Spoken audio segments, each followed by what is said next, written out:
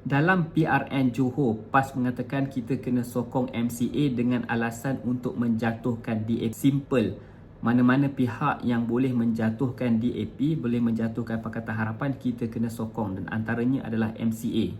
Dan hari ini di PRN Negeri Sembilan pula, di Dun Nilai, Parti Berjasa tampil dengan memperkenalkan calonnya, Presiden Berjasa iaitu Ustaz Zamani Ibrahim, untuk menjadi calon Melayu bersama dengan seorang lagi calon Melayu dari Bebas sebagai calon di kawasan Nilai yang mempunyai hampir 50% pengundi Melayu.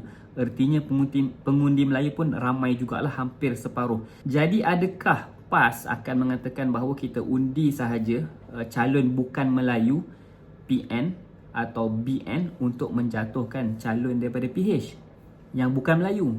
Dan kenapa pula muncul isu Melayu kena pilih orang Melayu? Dan pada saya, masalah kita hari ini ialah kita terlalu cepat untuk bincangkan kes demi kes. Kita sebenarnya tak ada satu prinsip bagaimanakah kita nak memilih. Prinsip itulah, kerangka itulah sebenarnya yang menjadi kelompongan pada waktu ini.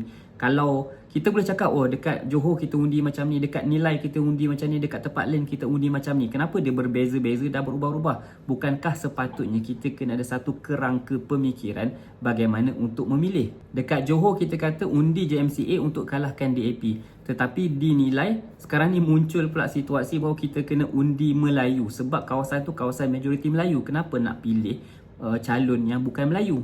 Tak kisahlah yang boleh menjatuhkan DAP ke, tetapi kenapa tak pilih calon Melayu? Ada orang berfikir isu sebenar adalah boleh ke undi calon Melayu atau boleh ke undi calon bukan Melayu.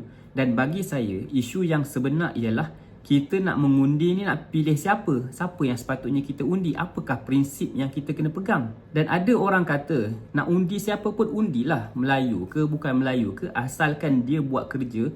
So tak ada isu, kerana setiap pemimpin, kita kata bukan Melayu, dia akan mewakili masyarakat Melayu juga. Dan pemimpin Melayu juga dia mewakili masyarakat bukan Melayu. So apa isu dia?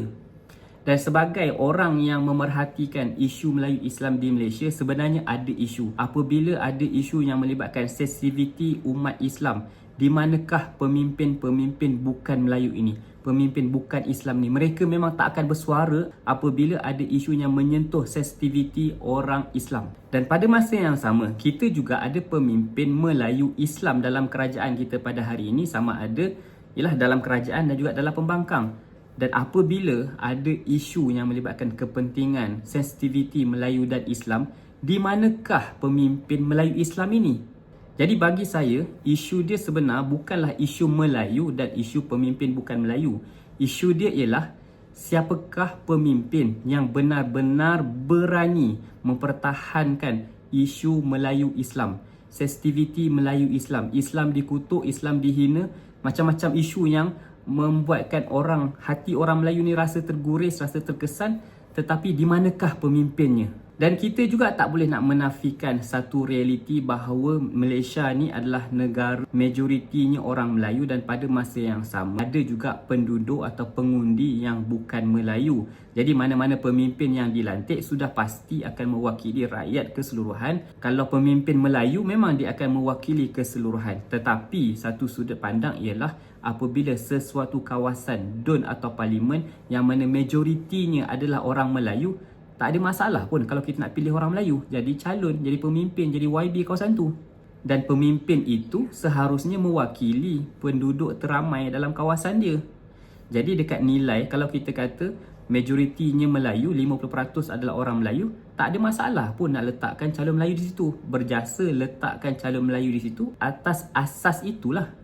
Dan bagi saya, situasi di Johor dan juga situasi di Nilai PRN Negeri Sembilan ini sebenarnya tidak bercanggah pun.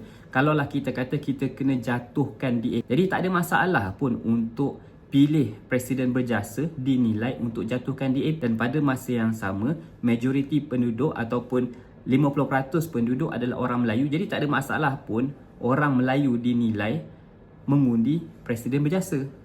Jadi kita boleh kata serampang dua mata ataupun sambil menyelam minum air. Objektif angkat pemimpin Melayu berjaya dan objektif menjatuhkan PH pun berjaya.